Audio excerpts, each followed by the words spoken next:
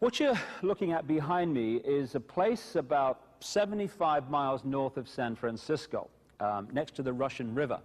It's called Bohemian Grove. That's what you see behind the trees there.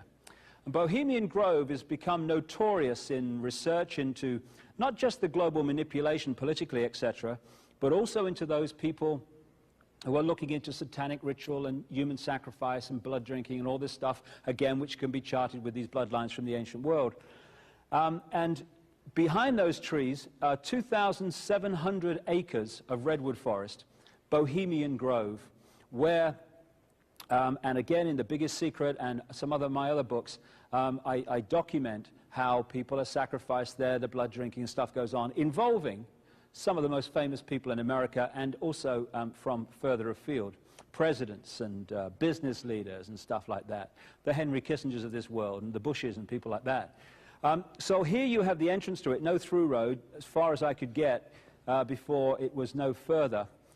Here is a picture taken at Bohemian Grove in 1957. The guy standing up there is called Glenn Seaborg. He helped to develop plutonium. I think he was involved in the Manhattan Project that created the bombs that were dropped on Japan, etc. But look either side of him. To his right, you have Uncle Ron. Ronnie Reagan, back in '57, just a B-movie actor. Going to be president of the United States. What, old Ron, you must be joking. Well, he became president.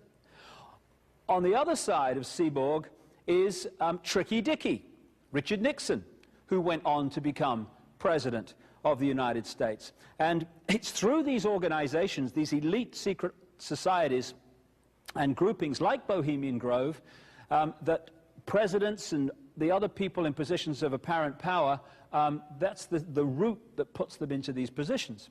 Not surprising. Now, here's another picture at Bohemian Grove. Just concentrate a bit on this one, because it was taken on a long, long lens.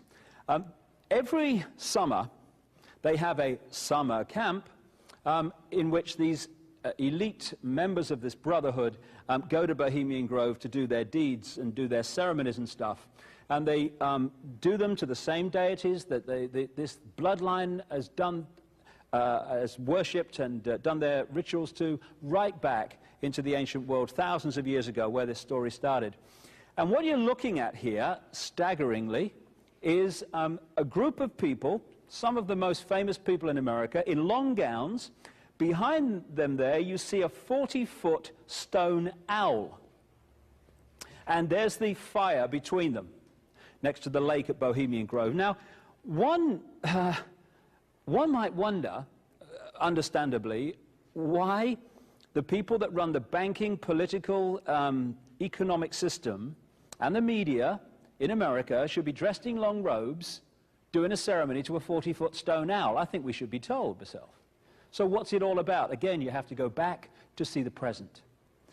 Back in the ancient world, these Phoenician, Canaanite, Babylonian bloodstreams, which have merged to become the controlling force in the world, they worshipped a deity called Moloch or Molech. It was a deity that was an aspect of Nimrod, who keeps coming up everywhere, of course. And what they used to do is sacrifice children to Moloch or Molech. They put them through the fire. And in the Old Testament, you see prophets condemning the people for putting their children through the fire to Moloch or Molech. When I've talked to contacts, therapists and what have you around the world who work with satanically abused people, what those people tell them is that, again, when they're sacrificing children, the deity in the modern world today that they use to sacrifice them to is Moloch or Molech. Same seamless stream. So the question comes in relation to this: how do they symbolize Moloch or Molech, this deity to which they sacrifice children? They do it, symbolize him as an owl.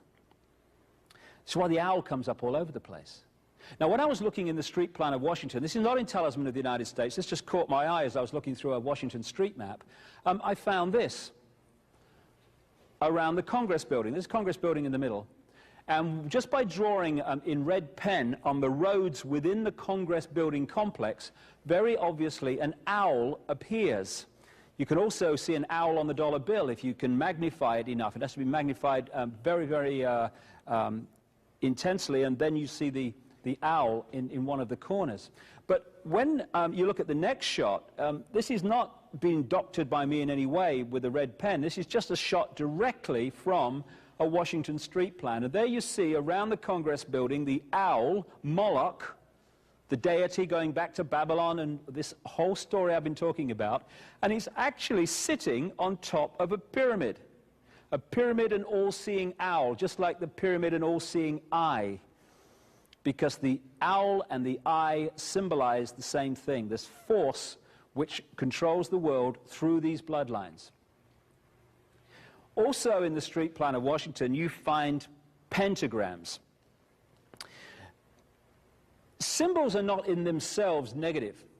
The five-pointed star, the pentagram as we call it, is not in itself negative. Just as the swastika in its original form is not negative, it was just a symbol of the sun.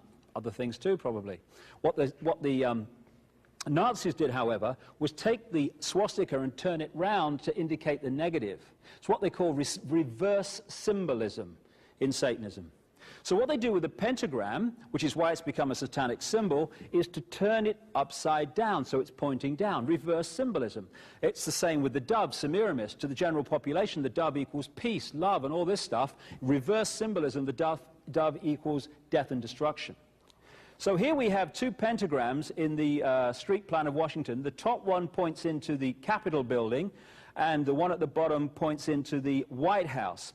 And not only do they reverse the pentagram to indicate the negative, another way of doing that is to distort the pentagram so it's not in a geometrically equal pattern. Some lines are longer than others.